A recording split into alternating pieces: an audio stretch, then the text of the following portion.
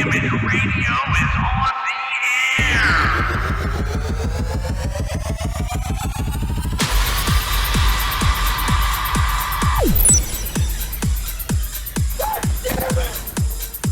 Golden Image.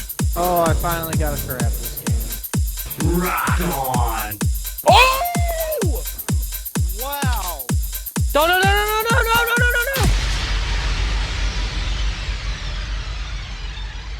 Hello, Golden Image Podcast listeners. It is I, Chico Noise, coming back at you with another Golden Odyssey. Interesting people doing interesting things. Alongside me for the first time for this special episode is Brandon Taylor, better known as Frankie Vegas. Sup? From the Golden 80s podcast. Wait, this in the Golden 80s? I think we're in the Wayback Machine. Oh, I don't know. And this week we are doing a very special interview with our very special guest. It's the Emperor. The Golden J. The creator. Sup, boys? That was a pretty good intro. That was pretty good. Did I do Yeah, justice? you did great. Okay. Gunnar, have you met Jeremy? No, I haven't actually. First time viewer, first time caller. Probably seen him at Walmart or something. Who knows? I was the one in. I always see him Dotson. at Myers. That's true. Yeah. Yeah, I don't shop much at Walmart. Why not? Some beef? No, I'm just kidding. Yeah, we got beef. We got beef in freaking Walmart. Yeah. There we go. But no, it's another Golden Odyssey episode. The Emperor's done all these interviews with interesting people, And who's more interesting than Golden J? Yeah. Listen, boys, I don't know that our listeners are going to find out anything new that I haven't already spilt in the 200 podcasts that I've already done, but Well, maybe. But I'm looking forward to what you guys got up here. you never know. You might come up with a story you remember from the past. You might hear the same stories I've already told you 10 times. That's all right. I enjoy them. You always put a different twist on them, though. Oh, So, all right. You know. Well, just so everybody knows, this is actually the last in this the Golden Odyssey series. This will be the last episode of the season 1 of Golden Odyssey. Let's just put it that way. I may bring it back, maybe early next year or something like that. If we can get, say, 9 or 10 more interesting people lined up and do interviews, then I'll bring it back. As of right now, this is the final one. So you guys are on. On. It is the big show. The big show. It's the big show. All right. Me and Frankie almost share a brain. It's weird. Almost. Yeah. If I say you're too long, it might happen to me too. Because we Uh-oh. share a brain. If you're sharing a brain, then it's just gonna be a trifecta. It's just brain. yeah, the three of us There share we one go. brain. It'll be there great. We go. Yes. Okay. So, Jeremy, why don't we just start out? Tell us about yourself. I mean, how'd you grow up? I mean, where'd you go to school? I grew up in a middle class family. In the big town of Etna Green. Went to school at Triton High School, or the Triton School District. Triton Elementary, Triton High School. Not really much going on. I mean, it's a small town school, so we did have our tragedy, throughout the years. We lost, I remember in 6th grade, I lost one of my best friends and Thad Neff and Tony Alt. Both were killed in a car accident. And that wasn't 6th grade. That was what, junior high? Maybe it was my freshman year. God, the time is hard to remember exactly when it was. It had to have been my freshman year because Thad was driving. So, small town Indiana, really, for the most part. So as you got older, you got into music. What brought you into wanting to be a musician, play guitar, or sing? I don't know that. Okay, you might have found a story that. So I think it was right around the age of 13, 14, right in there. I had found an old guitar that my dad had left at the house after he moved out, and I I remember just strumming away on that thing, not knowing what I was doing. You know, I put the headphones on and throw on my Huey Lewis and the News, and then I would strum away. And God love her, my sister would be like, "Hey, that sounds great." And I'm like, "There's no way that sounds great, but thank you." Sounds You just know, like him. it's not, you sound just like, you know. I wasn't strumming chords. I was just strumming open strings and shit. And you know, I always wanted to be a musician. My grandfather was a musician, and I think I've talked about this in odds and ends, but he was a guitar player, and when he lived down in Oklahoma, he used to play for the old medicine shows. Him and a buddy of his would play, and then the guy would sell the tonics and all that shit. That's way back in the God. That would have been what? Let's see, the 30s and 40s, or maybe right in there. But I remember having that guitar and having a book of some sort, but never really making any strides forward. And I decided to join the high school band in my let's see, what is it, 7th grade year. I wanted to join band because I wanted to play music. So I picked up I got the saxophone, and went and did band class and did the marching band, and I did all that shit. Well, one of the girls in there who was teaching me, her boyfriend played guitar, and she's like, "Listen, come over." It was Halloween. He was having a Halloween party, and she's like, "Come over, hang out." I'm like, "Okay." So I went over. It was Rod Tracy, and I went over and we hung out. And he's like, "Hey, I heard you want to be a guitar player," and I'm like, "I do." And he was a guitar player, and he set me down. And the first song I ever learned how to play, "Poison's Talk Dirty to Me." And I drove people fucking nuts all night long because I just kept playing that opening riff over and over and over and over and over and over and over again. And it was from then he kept teaching me, and I kept learning. And then Jeff Frazier came into that mix. We were still jamming together, and Jeff came in, and I learned a lot from Jeff Frazier, and that's pretty much it. They kicked me out of the band, and I went on to make my own band. So. So what was your first band? Your first actual... you would consider your actual first band? Okay, so the first band that me and Rod put together, we called it Taraxian. And Taraxian was a drug in a book that Tony Alt, the one I just mentioned, that we killed in that car wreck, he had given me this book called Stage Fright. And I don't remember who the author is, and I can't find this book. I want to find this book. But it was about a guy who took this drug, and then when he did it, things would happen. Like shit would come out of his TV and stuff like that. It was a very interesting book. It was one of the first books I ever really read. And so the drug that he was taking was called Traxian. And I was like, this would be a great band name. And so, yeah, we made that our band name. Can you remember who was in that band? Oh, well, it was just me, Rod, and Jeff. And Jay King was our drummer. Jeff was kind of in and out. We never had a solid bass player.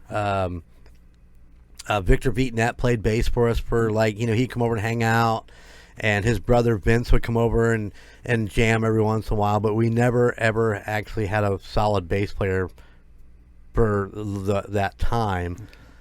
And then we found one. It was a guy that lived in Plymouth, I believe, and he came in, and he didn't really like me. He didn't like me at all. He didn't think I was a good singer because I was singing in this band. Oh, okay. While I was playing rhythm guitar, and so he didn't like me as a singer. So he brought in this other singer, and this other singer didn't like me as a guitar player, and then so he quit. And then we ended up having our first real gig at Triton High School for one of the Dare dances. Oh, okay. And we went all in, man. We had 2 hours of just rocking the place up, and it was a great time. It was my first time with a big full crowd, and cool. And we had a blast. And then they kicked me out the next day because the bass player didn't like me. Oh, wow. So That's crazy. What was sad is that I was longtime friends with Rod, and I was longtime friends with Jay, and the bass player is the one that fired me. They just sat there with their heads down and never said a word. Wow. So they went on to do absolutely nothing. Absolutely nothing. And, so be it. That's the way it is. I went on to Jay. Actually, the drummer set in with the next band with me.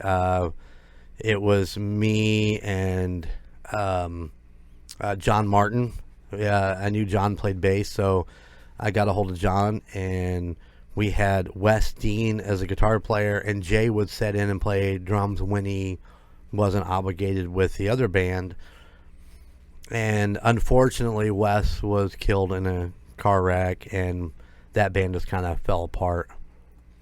But that's when it was pretty close after that when I met Scotty T. And tell you how I met Scotty T. No. I knew Scott from growing up. He pulled me over and he's like, "Hey man, you want to buy this?" And I'm like, "No." And he's like, "Oh, you still playing guitar?" I'm like, "Yeah." He goes, "We should jam. I'll call Craig Stouter," because he played guitar. And I was like, "I got a bass player, dude. We got a band." And since then, at that point, the band Shattered Image was born. I was running around with Sam Bird, and we were practicing, and somebody did something, and Sam bumped into one of those full-length mirrors, and just broke it. And we're like, Shattered Image. That's the name of the band right there. Go. So Shattered Image was around for a long, long time. So what would was Shattered Image, would that be like your first big paying gigs that you did, or? Well, we got paid for the Dare thing. Oh, okay. Well, the band got paid. I asked him, I was like, well, we all got paid. Where's my cut? And they're like, oh, we put it all in equipment. We had rented PA systems and stuff. And so there's none of that left. And I'm like, all right, well, what was wrong with the PA system we had? But it wasn't worth the fight at that point because, when your best friend, the guy that you hung around with and taught you how to play guitar, fucking hangs his head and walks away from you. Yeah, that's hard. Yeah, it's like, all right. I've never made up with him for that. Wow. When was the last time you talked to him? That day? No, he actually he showed up at a Shattered Image practice when we practiced at Scott's apartment and sat there, and we're kicking out all these tunes and just having a good old time, and he just sat there and stared at me the whole time. Never said a word to him. That was the last time I'd seen him in person. Oh, wow. And that was 1980.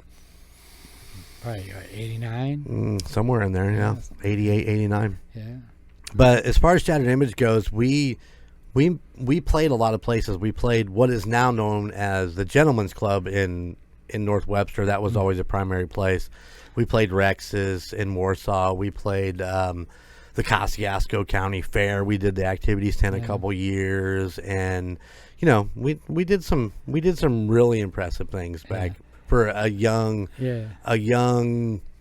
very raw band. I mean, we weren't. Yeah, I first seen you at the shopping center. You guys rented out the Karma show. Yeah, you kind of rented out the building or whatever. We did that twice. What had happened was that we had a girl that I went to school with who was working at Karma, and she talked Jay, the guy who was running the place, into coming up there and seeing us, and he in practice, and he like, yeah, let's do this thing. So what is now the Pella Windows place over there, at least it was, it was empty. So he got permission, and we used that, and we just had what we called the Karma shows. We did two of them. Yep. And we fogged that place out the first round, man. It was so bad you couldn't fucking see shit. It was so much fog. Oh, yeah. I remember. Yeah. Good times. Back in those days, all of us very young and very egotistical. And I had more fights. And, it was a lot of it was me. But I had more fights with the band members over different shit. And but we stuck together. We honestly stuck together for a long time. So John ended up leaving, and we ended up getting Jimmy Coburn. And if you've listened to the Josh Ortiz interview, we talked about Jimmy Coburn, and once again, a lot of infighting. Me and Jim did not get along because we were too much alike.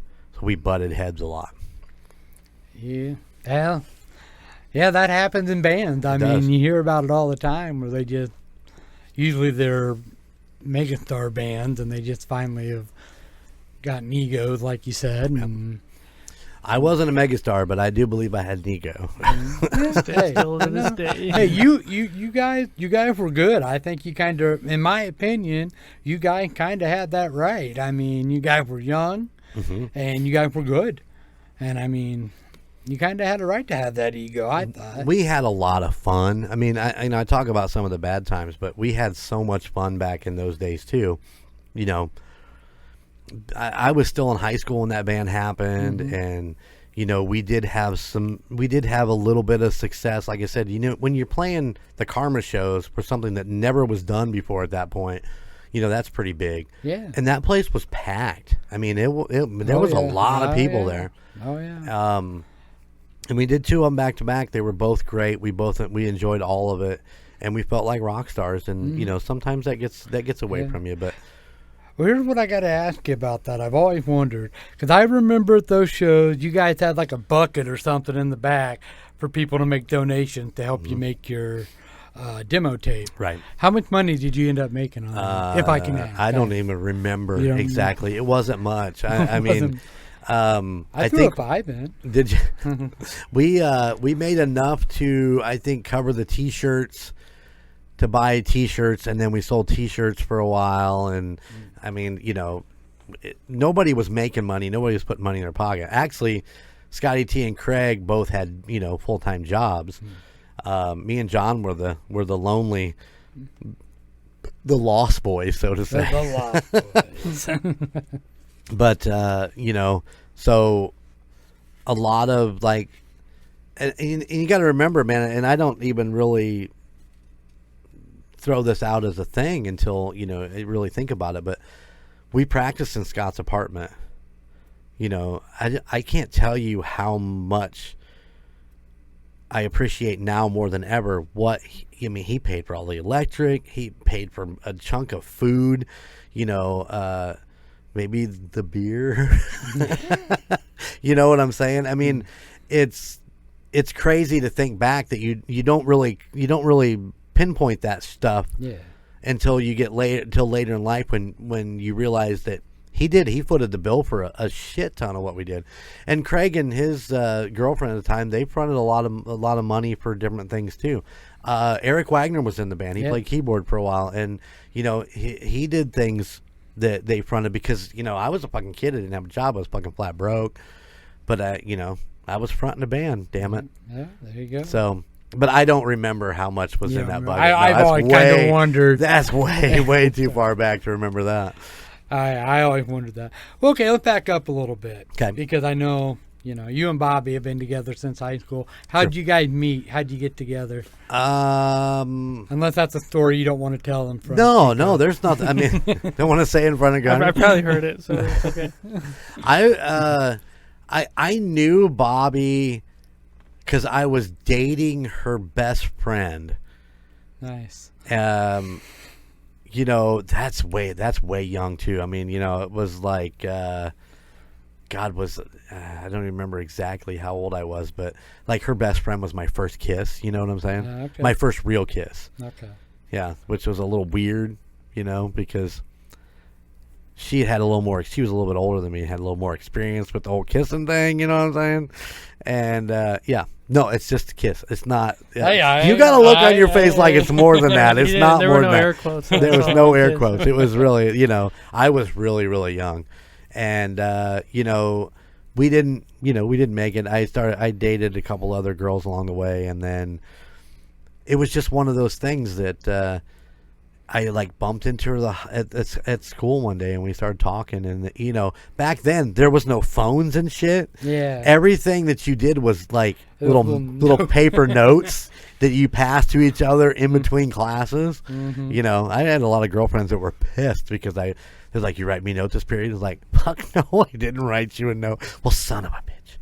That's what the fuck. I'm not going to write you anymore either. But, you know, their letters were like 16 pages long. And you're like, what the fuck? You're like, hey, babe, how you doing? I can't wait to see you next period. All right, bye. Yep. I can relate to that. So, yeah, we met in I think we met early on, but we started talking about my, I want to say freshman, sophomore year, right in there. And, yeah, we ended up at another school fucking dance, and this is funny. And she will argue with me to this fucking day. But we went to this dance. Well, we went to the basketball game, and she was hanging out with me. She's like, "You going to the dance?" And I'm like, I don't. Yeah, I'm going to the dance. So I call I go to the payphone. I call my mom. I said, "Mom, I'm going to go to the school dance afterwards." She's like, "Okay." She says, "I'll be there at such a time to pick you up." I was like, "Okay." So I'm in there. We're talking. She's like, "You want to dance?" I'm like, "Sure, slow dance." I'm not really much of a fast dancer, as Gunner knows. And so we're slow dancing. And she starts kissing my neck. Now, we hadn't actually, officially been anything, but she starts kissing my neck. So I went for it. I gave her a kiss right there on the dance floor, and to this day she says, "I did never kiss your neck." To this day, she's like, I said, "Bullshit! You started kissing my neck. That's what got the whole thing started."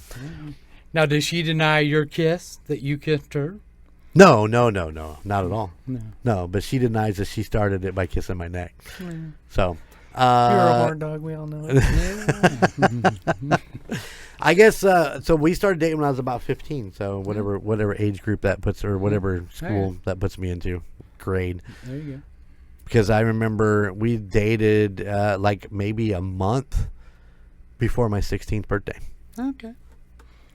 So she drove on your first date then? Right? We did. We actually went and seen Rain Man. That was our first date. Oh, wow. So we had the dance on Friday night, and we actually had our first date on that Sunday after that. We went and seen Rain Man. We made out in that car so bad, so heavy. Oh, my goodness. The windows were all steamed up. And her best friend, which happens to be Colton's aunt, was working at, it was one of the Kroger's where the AutoZone is now. Oh, okay. And that was where she worked at the Kroger, and she came out. It's like, "You guys okay in there?"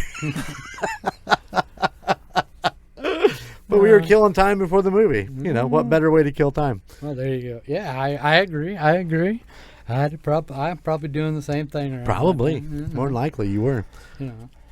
I wasn't with my wife then, but I partied with your wife back in those days too. Yeah, she don't like to talk about that to me. I know.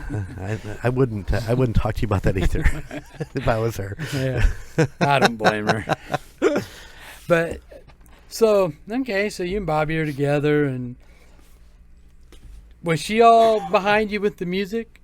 Coming into being in bands and. Yeah, she was. Yeah, I'm trying to think. How that played out. I think I was still in the original Traxian when we first started dating, and then she was because she was with me through all that breakup and through all the other bullshit. But yeah, she's always been a big supporter of the bands, and I mean it's hard to find a woman that will put up with that much bullshit, because at one point. Just before Skyler, she was actually pregnant with Skyler. So after we're married, and she's pregnant with Skyler, and I was working at Butterfly, and I'd left that to go work at the Banks Lumber in Bourbon, and fucking hated it. I hated every minute of it. And I got the call to go and join the band Coda, and they were doing a bunch of removing things around, and I was coming in as a rhythm guitar player, and they had this other guitar player they were bringing in. His name was Brooks, and this guy was amazing. He was great as a guitar player. He was a little much in life. He was always down and always getting kicked around, but as a guitar player, he was absolutely outstanding. And I remember sitting in his house. I went and picked him up. Because he was drunk, and he called me, and he's like, "Can you come get me?" And I took him home, and I just stayed with him, and we just talked for like the rest of the fucking night. I mean, I think we got to his place about 11. I think I left like 4 or 5 in the morning. We just chatted. He is the guy that taught me, when you're writing music, that sometimes less is more. That you don't have to have all this bullshit in your music. That less is more. So I didn't really. So I quit the job at the lumber company because I was going to be playing with Coda and making just as much as I was going to be making And for people who don't know who Coda is, John Finken, he's the drummer, the leader of the band, and he's about as big as you can get without actually being big. You know, he has been performing since I've known him as a little kid, you know. Yep. And, you know, he's really big in the community. He's really, you know, and he does more than just play. You know, he gives lessons. He does sound jobs. He does everything. I mean, you know, he is the epitome of a musician in the town of Warsaw, and everybody knows John, and John knows everybody. And you know, there's not an unfamiliar, unfriendly face for John. He's a super nice guy, for sure. Absolutely. But yeah, so I quit that job and was going to play in the band, and I think 2 weeks after I quit the job, they let me go from there. He let me go from Coda. I just wasn't.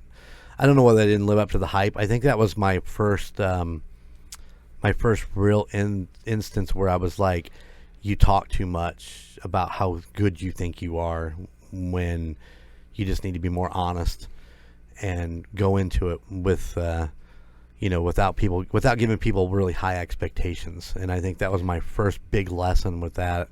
Is, you know, it's like, can you do this? Fuck yeah, I can do that. I can do anything. And I don't think I lived up to my own hype. Yeah. So it happens when you're young. It does. That happens. Yep. So I was unemployed for a while, and I started a new band. We basically revived kind of Shattered Image with Jeff and Rob, and we tried some different entities and drummers and all this other bullshit, and we ended up getting Scotty T back in, and we played some shows. But I love you, Jeff Frazier. You're my man, but you broke up the band on my answering machine, you know, because Scotty left. We were looking for a drummer, and they were like, they called my answering machine and quit the band. Yeah. But yeah, It hurt a little bit. Oh, It hurt a lot bit. But once again, you know, my ego might have gotten in the way of some things, and I was trying to be controlling. I was trying to be a leader, and you know, Jeff not so much, but the bass player, he didn't like it like that. You know, he wanted his input, and I was like, well, you joined my band, so you know, you kind of got to go this way. This is why I run Golden Mojo the way I do. The Call Guys, amazing podcast, because I leave them the fuck alone. I let them do what they want to do. Same thing with the Quarter Books and Booze, a great podcast, but I let them do what they want to do. You know, I don't try to micromanage every aspect of it, and these are the things you learn along the way. Cool. So, okay, so let's get to the meat of how people that are listening to this probably know you. So, how did you get started with you know, Golden Mojo Radio and all that stuff? Golden Image Radio? Oh, Golden Image Radio. I say Golden Mojo. I don't know. Golden Mojo Entertainment. Yeah, well, Golden Image Radio. Yeah. It's on the air. So, yeah. Golden Image Radio. So, let's backtrack just a little bit. The band Gunner was going strong. It was me and Craig Stouter and Donnie Doan and Brad Beatty. We were a country rock band. You know, we called ourselves country as hell, and we released an album. Gunner did come from Gunner, but I didn't name the band that. I actually stepped away. It was Craig's son Tori who picked the name. There was two of them, and he's like, I like Gunner, so we named the band Gunner. Yep. Of course, this is skipping a lot of bands along the way, but Oh yeah. so obviously, when we released this, I was friends with John Baker, who's a banjo player, bluegrass, extraordinary banjo player. Oh yeah. Yeah, Gunner's been to see John many a times, and John had a publishing company, and he actually took the Gunner album and published it for me, so that we were trying to get on B100 at that time.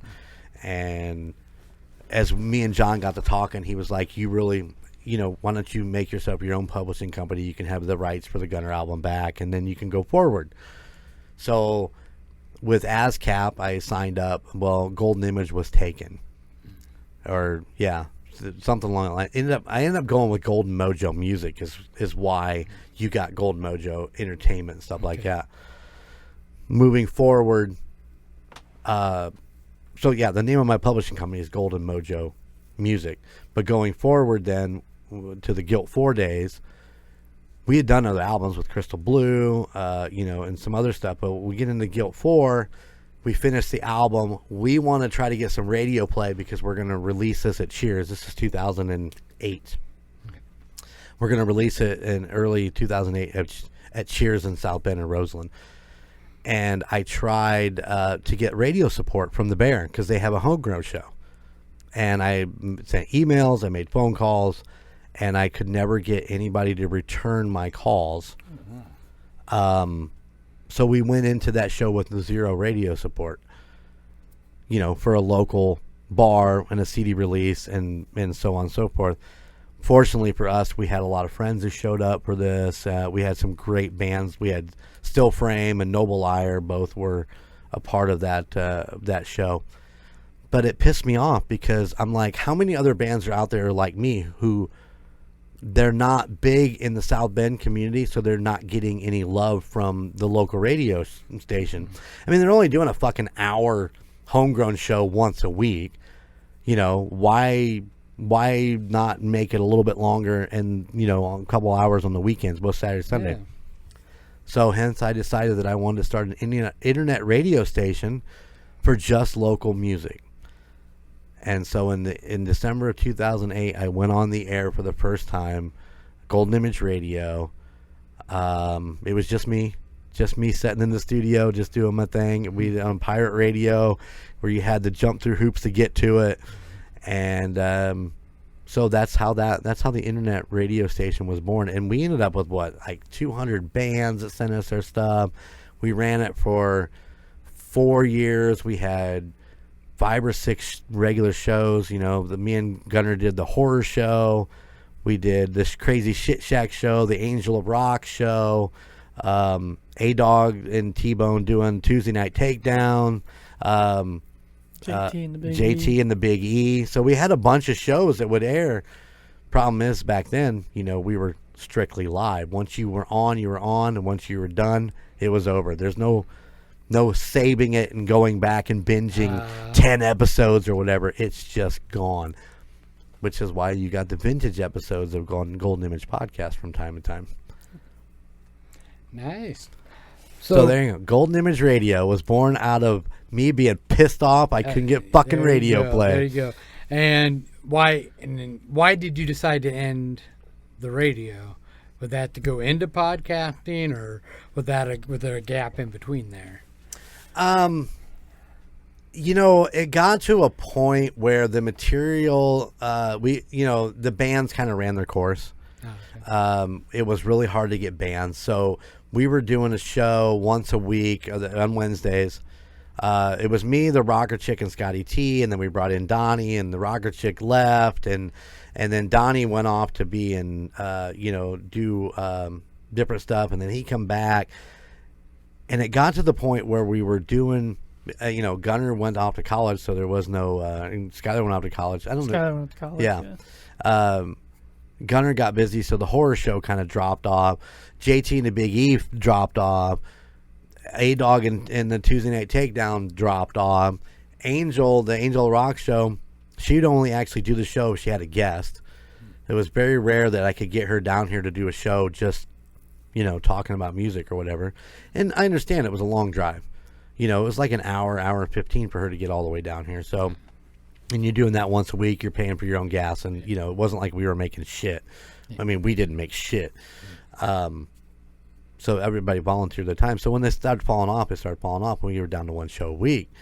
And the material, honestly, I think at that point, the night that Donnie started talking about the size of a spider's balls, and I'm like, where are we going with this fucking radio station? This is supposed to be about local music and this and that, and he's talking about the size of spider's balls, and I'm like, no.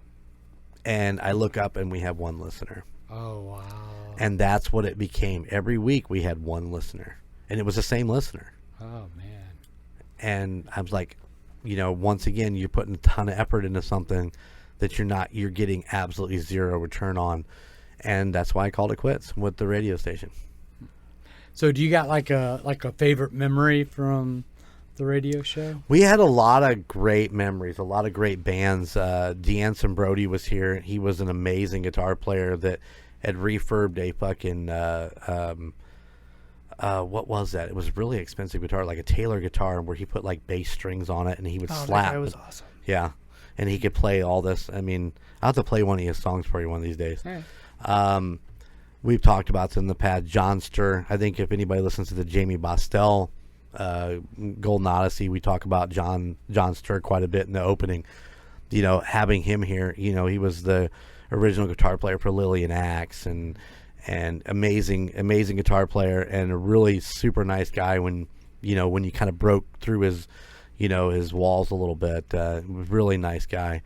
Hardworking Musicians Day. Hardworking Musician Day was a lot of fun. We were on the air for 24 hours solid. People were. The first one was the better one because people would come in and out. We had Dottie's Revenge was here, and there was some other people that kind of come in and out. That's coming up, isn't it? July. It was in 20? July something. Yeah, July 21st, 22nd, somewhere in I there. think it was. Yeah. Wow. So yeah, I have some great memories. I mean, a lot of them are written on the wall. Mike Got Spike from Ireland was here. Yeah, just amazing. Wow. So just pinpoint it to one, that's really tough. Yeah. But, yeah. I kind of figured that would be the answer, but had to ask. Gotta ask. You got any questions? No, you're killing it, Brandon. I'm like enjoying this whole thing. I know I skipped a lot of your bands and stuff, but yeah. I didn't want to be here for 5 hours because that's what would happen if we went through individual bands. Yeah, that's that could be crazy. Do you have a favorite band that you were a part of? Oh my God! I was just actually talking to Andy today about bands and the bands that I've been in. Guilt 4 was probably the most fun. I was one of the most fun bands that I was in. Musically prolific, perfect. I mean, the players in that band were really, really good. The music was really, really good. I have a lot of great memories with Voodoo Rain, going playing shows with those guys. And I was the old fart of that band because all those guys were like 5 years younger than me. Just going and being a part of their crowd and the energy because, they were still in their early 20s about that time. So, or early to mid 20s. But I loved all my bands I was in. I wouldn't have been in them. I had opportunities to be in bands. There was a band called Roadkill that was in Warsaw that tried to poach me from Shattered Image early on, and I really liked the guitar player. We were buddies, friends, acquaintances, how we want to put it, but there wasn't that chemistry when I went and jammed with them. These things when you walk in, and most musicians will atone to this. I would think that if you walk in and sit down with a group of guys and you don't feel it right away, then you should walk away and don't force it. Yeah, I can see that. I can understand that. But so we go through, the playing in the band, the radio thing. How did the podcast come about? So, the radio station ended. 2013? Yeah, somewhere right around in there. And I kind of sat on my hands for a while. And I think Logan even talked about that in their the Teos's final ride. We kind of sat on my hands for a while. Me and Brad Hargrave worked in the studio. We did stuff under Crankshaft Glory. So we recorded a couple albums. We also shot some videos, that are on YouTube. And we also did a little side thing. It was a Tenacious D style thing called Tiki Lounge Mayhem. So we did that. And then, life happens and things go different directions. And I was just kind of like just putting stuff in my studio and just letting it set and collecting dust. And I remember talking, this Gunner's looking around, this fucking mess that's in here. I remember talking to Skyler and Gunner about like doing a blog. I thought, well, maybe I'll do some blogging or something like that.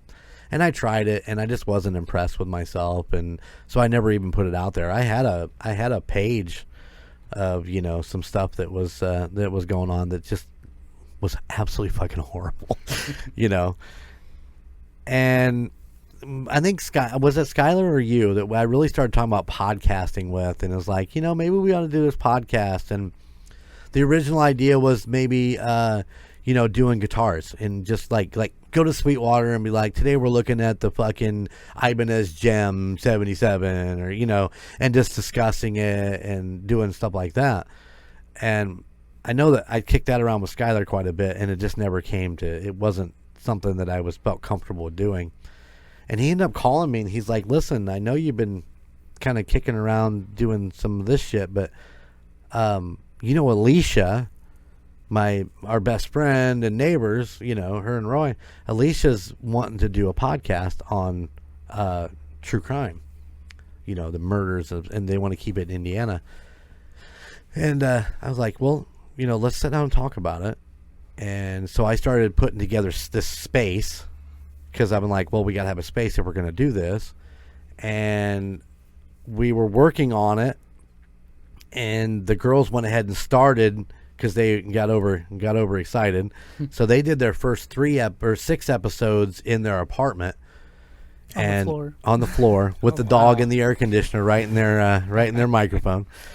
And you know, we worked it out. I said, okay, I'm ready for you. And they come in, and we sat down and we talked, and then they come back a few days later, and we recorded the first. We recorded 7 and 8, I think, that night. And they looked at me, because originally I was just supposed to be their producer. Huh. I wasn't supposed to do anything else.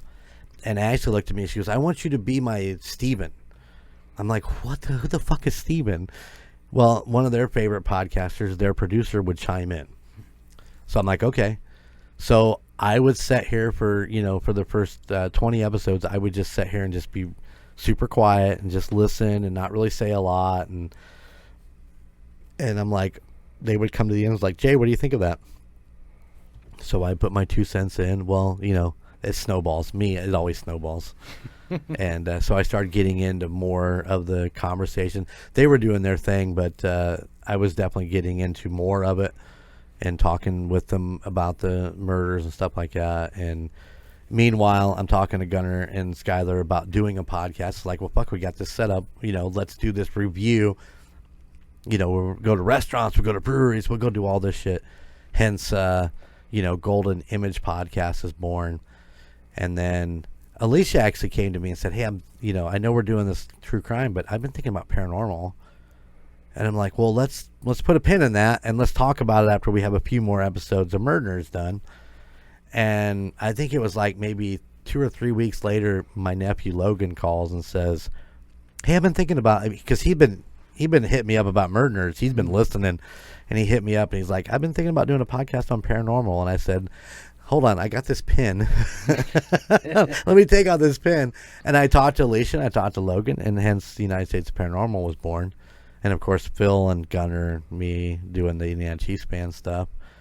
And now you with Golden 80s. I mean, it's the exact same thing, you know.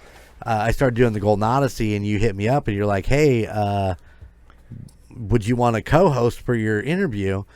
And my thing at that point was I needed to be able to just focus on that and not have scheduling conflicts and so on and so forth. So I told you no, but I was willing to work with you on something. Hence, now we have the Golden 80s. You opened that door. Yeah. And I walked right through. he walked right through, grabbed the handle, closed the door, sat down. Hasn't left since. But yeah, so I mean, that's how it all kind of folded out. I mean, that's it in a nutshell. But it's the MurdNerds that got me going. So where do you want to see this go? I mean, do you have like a 5-year plan, or, you know? I don't have a 5-year plan. I should have a 5-year plan. We LLC'd Golden Mojo Entertainment. It is an actual official LLC business. We don't make any money, but we are set to make money. We need to up our viewership. We need to do a lot of things to get rolling. Ultimately, and this doesn't come as a shock to Chico because we've talked about it. Ultimately, I want to build an event center here in Etna Green. A place where, a big place where we can have weddings, or we can have a concert, or we can have a comedian, or we can have a speaker. We can have whatever, and we can have an event center, a nice big, with everybody having their own studios in the back. So Golden 80s has a studio, Golden Image has a studio, MurdNerds have a studio, Tusop has their own, all this stuff built in the back, and we actually have some recording studios, and we have all these things to accommodate anything that Golden Mojo Entertainment wants to do, whether it be a giant big green screen, if we want to do something like that. That's the ultimate goal, is a giant event center to basically take over my life and worry about that all the time. That would be awesome. Preferably right next door to his house. Yeah. I have the land picked out. I just got to see if they'll sell it to me. Yeah. Maybe you can buy out Winona Powder Coat down the road. Maybe. That's already got a building. I just need to refurb it. Yeah. But yeah. But I don't know about 5 years, but in 5 years I'd like to see all the pods with thousands and thousands of daily streams and being able to get ad revenue and just stuff like that. I think that's the short goals right now. Yeah, I check my mail every day for a check with Golden Mojo. I check my mail every day for a check. One of these days it'll happen. You'd shit your fucking panties if you walked out there and there's a check. It's only going to be for 15 cents, but damn it, it's a check. Damn it. Hey, that makes you a professional, because that's the difference between an amateur and a professional. Professional gets paid. There you go. You're not wrong. But anyway, so how many more podcasts would you like to see happen? Any or you know what? I would love to see. What are we at now? 7? I'd love to see 3 more. I'd like to have a nice even 10. But Golden Jay is not going to be hosting these podcasts. He just wants to be able to produce and put it underneath the flag. So that's the kind of thing there. I once again, Golden Image Radio was a prime example. I started with 1. I had to have more. Podcast now, the Golden Mojo Entertainment is the same thing. I started with 1 pod. I got to have more. I just keep creating. And I need to just stop and focus heavily on what I've got. But if we have a group that would come in and say, hey, we want to come in under the Golden Mojo flag and be part of the empire, and they're going to be able to record. I mean, I can edit and produce and master and post all that stuff, but as of right now, Golden Jay is done being a host. He's got 5. That's plenty. Yeah. But if you're actually sitting out here with them and they're recording, I can't see you not chiming in because. Well, I'm hoping it would be like the Call Guys or the Quarter Books and Booze, where they have a setup, or we get them set up with some stuff where they can record and just send me the raw files, and then I can take care of it from there. I don't have to worry about the Call Guys. Call Guys manage their own shit. They take care of everything, and the same thing with the Quarter Books and Booze. I got them set up. I got, we taught the Skywalker, what little we know about, what he needs to do to get that done. And they manage that now, and it's all taken care of. And I'm extremely grateful that I don't have to worry about it. They actually do their own recordings. They set up their own schedules, and then Skyler gets it on the streaming app that we use. Same thing with Chico. He takes care of everything. I don't have to worry about that. Chico also takes care of my Indiana Chiefs fans. I don't know that people know how much those 2 boys are doing for the Empire outside of just, happy to do it. Here you go. Yeah, they do a great job. It's awesome. I love it. Here for you. There you go. I don't have any questions for you, but I'm here for you. Yeah, there you go. Yeah. You don't have any burning questions for me? Something you've always wanted to know about your dad? No, because he's an open book with, I'm sure, with me and Skyler both. But I mean, I pretty much know everything about my dad I need to know. Listeners might want to know what kind of hobbies you got. What do you do outside of this, outside of work? That's not podcast. What anything? Well, obviously, I play guitar a little bit. I'm not a gamer. I don't really game. I do love to play disc golf.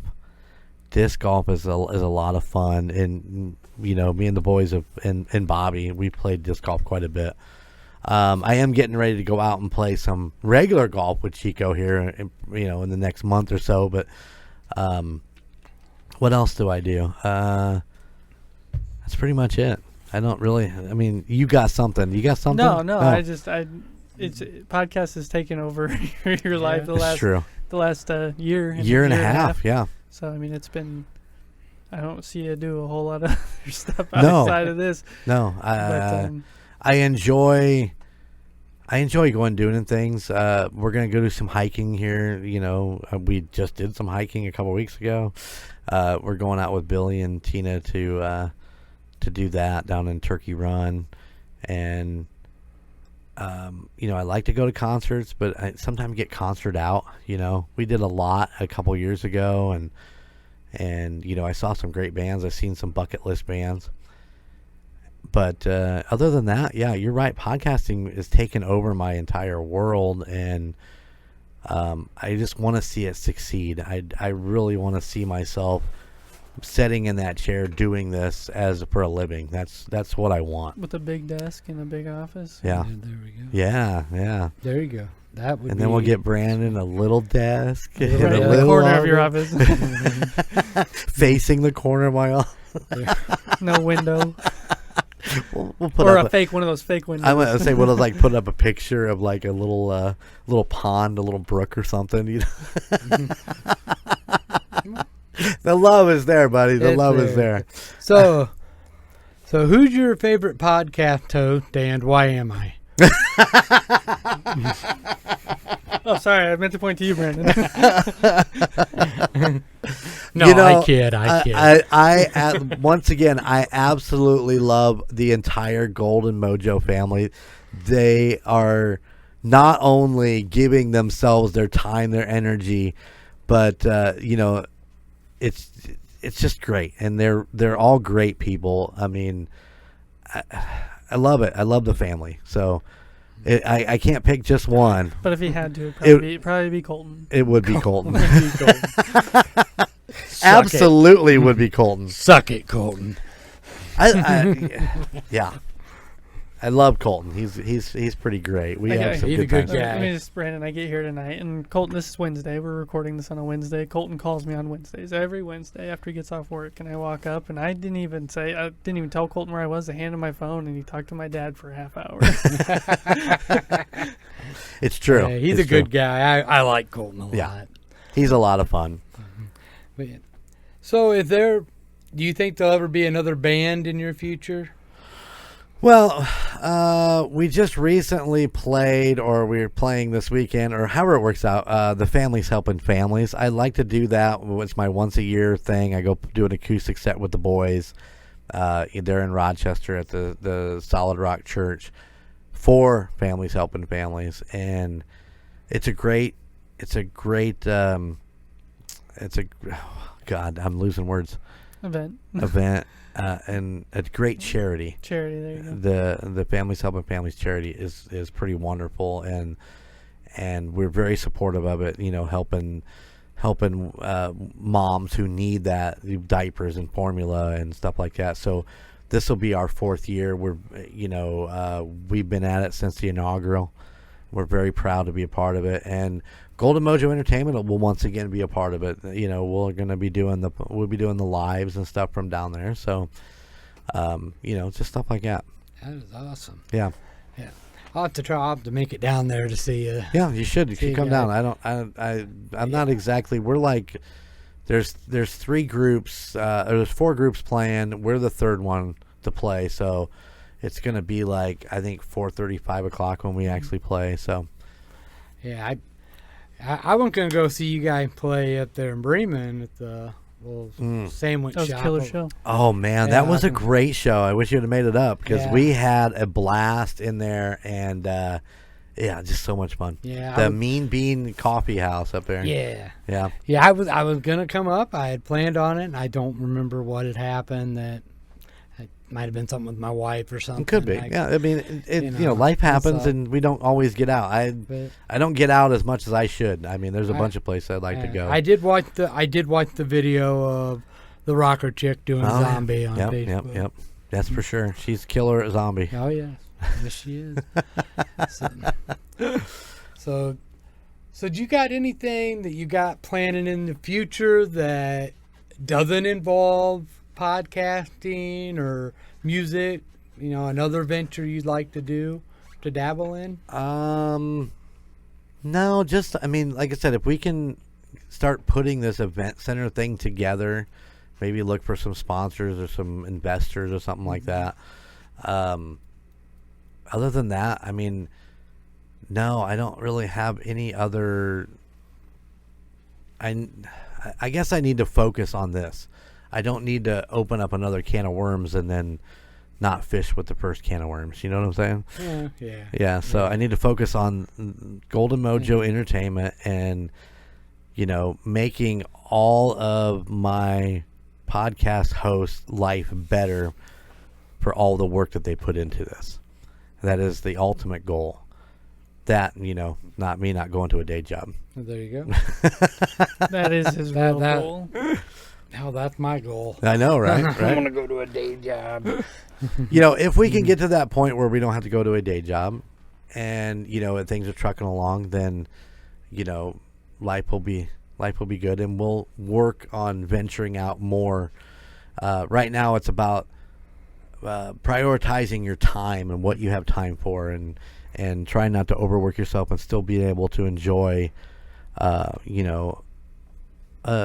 soak in the hot tub, and not feel like you're not getting something done because you've taken 20 minutes to go soak in the hot tub or something to that effect, I know that sounds weird, but it truly is a thing. I get in the hot tub, I'm like, I should be in there doing this. I need to do socials for Golden 80s. I need to do the write-up for this, or I need to do that. It's mind-boggling. Yeah. I mean, I know you guys do a lot of work on this, and I couldn't do it. I mean, I can barely sit in front of a mic and talk, to where people can understand me. But, it's fun. I appreciate, what you do. People are loving Frankie Vegas on the mic, man. They are. They're loving it. Yes. But yeah, I mean, I hope I get to work with you on this for a long time. I hope you want to stick around for a long I time. do. I am loving this. I mean, I hope we don't run out of topics. I don't think we I will. don't think we You can. won't. No, And they'll not turn anytime. into the 90s show. The 90s show. Golden 90s. The golden 90s. I did look at the rocker chick a few nights ago, and we sat down in the hot tub, and I looked at her and I said, "So, how much longer before I hit total burnout?" And she looked at me. She goes, "Probably not much longer." Think about that every day. Every day when I call him and he's sitting at his desk, and I'm thinking, maybe he should be sitting in that hot tub right now, not thinking about this. But Yeah. I love this. I honestly love doing this. It has brought nothing but joy in my life. I'm honestly, today I've had an extremely shitty day.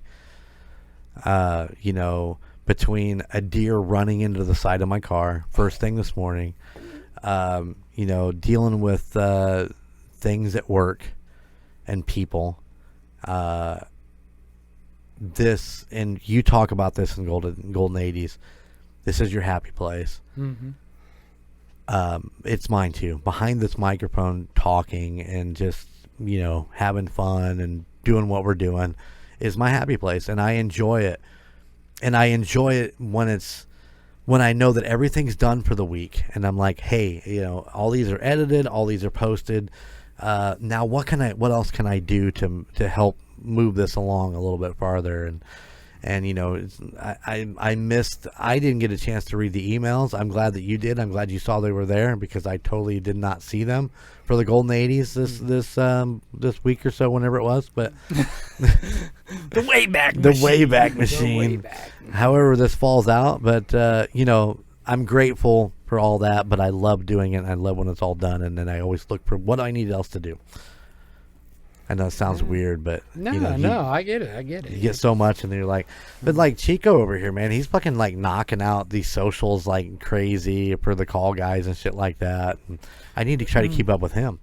Not the past couple of weeks. I had computer issues. He did. And finally got a new computer replaced. And So are you all No. good on the computer? Front? yes, it's Okay. fixed. It's all good now. Knock on wood, because I don't want it to break down again. But yeah, I need to get back in that swing of the socials, and that's Yeah, helps a lot. I it think, does. and- I think it does. United States of Paranormal just worked out a deal with Potterama to put their button on our website and in our socials, in our show notes, where they'll take our podcast and put it in on a popular podcast as a reference piece. It's like, well, if you like this, you might like this. And so I think that'll help that come along. And I'm going to give that a few weeks. I'm going to look at the numbers, and then I'm going to be like, hey, listen, I have fucking 6 other podcasts that are willing to do this, to put it in their show notes and then put it on our Golden Mojo ENT. What kind of a deal can we work out? So, it's working out things like that, and, finding ads, finding sponsors and stuff like that. So that's what we're working towards. But sponsors want to see views, and right now United States of Paranormal is our highest in viewership. So that's where, I hate to say it, but that's where the major focus for any ad revenue and stuff like that is going to go. The call guys, we're going to work on getting them more streams so that we can then work on their ad revenue and stuff like that. So You just got to get one going, and yeah, and the rest of and them, everything will fall into place. I mean, take for example ISOCAM. Yeah. Super awesome listener for the Golden Mojo Empire. I mean, he listens to more than just one podcast like the Call Guys. Started with Tucson, went to the Call Guys. Yep. Now he's on the Golden 80s and Golden Image. I mean, he's, Yeah, and he's constantly emailing and constantly doing that stuff. I mean, that's what it takes. You gotta find a good listener who's gonna go to all these, and that's what it's all about. That's why we talk about all these different podcasts in our podcast. It's not like you have to keep them separated. We're a big fucking family, so it's great that way. But yeah, I get that though. You want, like you said, Tucson's the best one right now. You want to be able, you get that going. It's like, put all your big rocks in first, and then all the little ones will fit in. And then it'll all fill. The jar will fill up. Yeah, Yeah. that's a nice analogy. I like that. Yeah, I mean, so yeah, it makes perfect sense to me. But, So, as we're recording, we got a big Powerball jackpot going to be drawn tonight. Did you buy a ticket? No, I never buy a ticket. Oh, you didn't buy a ticket? Did you buy a ticket? Yes, I did. Did you really? How about 5 of them? Yeah. The last huge Powerball lottery thing or whatever it's called, the jackpot. I was actually on my way to Kansas City for one of the games. I think it was what was it? I don't remember. I don't remember. Yeah, we were heading out there. So I bought Powerball tickets in every state that I went. So I got one from Indiana, Illinois, Missouri, and Kansas. I bought 2 tickets in every state. And you know how much I won? Not a fucking thing. But I was going to ask you if you bought a ticket. If you won, what is it, $1 billion right now, as we record, what would be the first thing you would do? The first thing I would do would get an investment guy and try to make sure that I was smart with all that money. A lawyer and an investment guy. That's the first step in doing anything. That's where you got to go with that. I have an accountant, so I don't have that problem, but I'd get a lawyer and I would get an investment guy, and we'd figure that out from there. the next thing I would do, I'd probably pay off all my credit card and my house debt. That would be the next thing to go. The cars, all that stuff would be paid off. I would have no debt. Then I'd tell my job to, and then I would lose the kids' phone numbers. never, never, I tease. never. I don't know what I would do after that. I mean, basically, I guess you start separating the money up. I mean, I've always thought that I would, if I won the big jackpot, I would sit down and I would call up my buddy Annie. It's like, what's it gonna take? There you go. What's it gonna take, Brandon? There you go. Gunner, Skyler, Mo. What's it gonna take? Yeah. Here you go. These are gifts. These are gifts. Yeah, that. I would do the same thing. Yeah, I think that I would just start going through the list of the people that have helped me and stuck with me and are my friends and obviously my family. I mean, I would call my sister up. It's like, what's it going to take? What's it going to pay off all your fucking bills? Boom. Here you go. There you go. Oh, yeah. Oh, if I win, I will definitely be backing Golden Mojo. And, Right on. It will become a reality. There you go. See? Well, I hope you win. You want to build a event center. Build an over here? event center right I'm next saying door. I will. Probably, if you win $1 billion, I'm thinking that you won't only spend a fraction of that $1 billion to build this event center. What are we going to call it? The Frankie Vegas, the Frankie Vegas. Golden Event Center? There you go. Golden Frankie. I don't know. There we go. Well, I get so wrapped up in thinking about it that I just quit buying them because it's such a heartbreak. I had so many tickets in my hand, and there wasn't but 2 numbers in all of those tickets, and it's just like it's so fucking heartbreaking. I never win. I just do it just maybe. Yeah, you're Maybe dreaming. there's It's that a dream. chance. It's dare to dream big. Right? What's the old saying? Dream hard. Sure. Yeah. Wake up hard. That happens a lot too. I have a heart attack over there. Oh shit. Terrible. Well, yeah. Okay. That kind of answered my question. Chico. He's doing a good job. I'm happy to be here. I've enjoyed spending this. We recorded a couple different things tonight. Just spending time with you guys. And Emperor, glad we could get some background on you. I know a lot of listeners already know you. Yeah. But when Brandon first asked me about this, I was like, let me ponder this for a minute, and because I did think that. Anybody who's ever listened to the podcast, I'm pretty open about a lot of things. There was some stories tonight that I don't think I've ever told, or haven't told in a long, long time anyway. But most people know me, and I was like, I don't know, would that be really that interesting? And as I was kind of winding down the whole Golden Odyssey, it's like, why not? Let's get Brandon a shot at being an interviewer and see and you did a great job, man. You did a fucking awesome job. Thank you. So but I want to make sure, I always want to involve Chico in most everything, and I thought, well, let's get Chico in here, and if you haven't heard, it's coming out, or it already was out, or it's coming next week, I don't know, he did an episode of Golden 80s with us while we were here tonight. So I can't keep that fucking shit straight. I need a calendar, a big ass fucking year-long calendar in front of me. Oh, yeah. you got walls. I do, yeah. But then I don't want to cover up my mural, which you guys are right there with. So,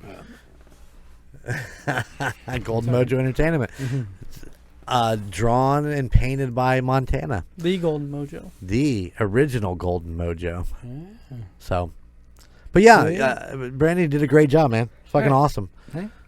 Appreciate it. Yeah. Appreciate you letting me do it. No, I'm glad you did it. What? One last question. Oh shit. You got my plugs? I was gonna say that to you. Wait, who's doing socials? I'm doing socials. Yep. Wow. I think Brandon ought to do socials. Oh. This is his show tonight. He was the host. You know I'm that. gonna pass that right. I could muddle my way through it, but it'd be really bad. Would it be worse than what Colton does? Oh, Colton, I think he'd better than I'd be at it. All right. Well, Because I don't know all the websites and stuff. Oh, I don't either. We just filter our way through it. All right, hey guys, thank you for checking out this final episode of season 1, Golden Odyssey series. I appreciate all my guests who I've had. I've had some great guests. They've been all been amazing, and I so appreciate all of them. Go back if you haven't listened to them all. Go back and check them out. I mean, some wonderful people, Julie and Chuck and Jamie and Josh, and I mean, I'm missing some in there. A-Dog. Who else? Come on, work with me here. Don't point at me, you listen to him. Chico, that's right. Chico was on the episode 8. I appreciate everybody so much. So, we are going to do the Golden Odyssey series again. I just I need to take a break. I need to slow down a few things, and this is one of the things that needs to just take a break. But we are eligible to bring it back. So I thank you guys for checking out these past 9 episodes. Also, check out Golden Image Podcast. I mean, you see mine on Facebook. They're on YouTube. Go rate and review them on Spotify. Please, we need the help. We need to get back up in the charts. We need to get some more likes, and so that we can get the advertisements and so on. If you're so inclined, you can go check out goldenmojoent.com. We have a kick-ass merch store on there. Has all of our not all of United States of Paranormal is on its own website, but we have all of the other podcasts on there. We have the Call Guys, we have Golden Image Podcast, we have Indiana Chiefs Fans, we've got Golden 80s, we got MurdNerds, and of course A Court of Books and Booze. All have merch on there, t-shirts, wine tumblers, pint glasses. Man, there's all kinds of different stuff. Some kick-ass Call Guys sweatshirts on there, some Call Guys hoodies. Feel free to go and check it out and place an order. Help us out. Could use all the love we can get. All right. Did I get it all? Good job. All right. Hey, and if you guys have any questions for any of the podcast, email. We can. Yep. We can sort them out, or you can listen to the podcast of who's got what. But we can take emails at goldenmojoent@gmail.com. We'll take all your emails there. So, all right. All right. Nicely done. So keep it spooky. See you on the other side. Later. See ya. Bye. What else? All the other ones. I'm trying to think of all the. Read with you later. What else we got? I'll die. I'll die on that hill. For all those out there in podcast land. All right, guys. We're out. Later. See ya.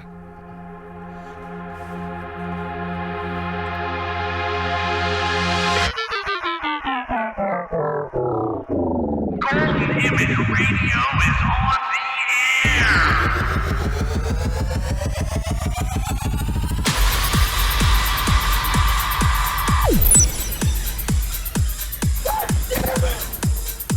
Golden Image. Oh, I finally got to craft this game. Rock on. Oh! Wow. No.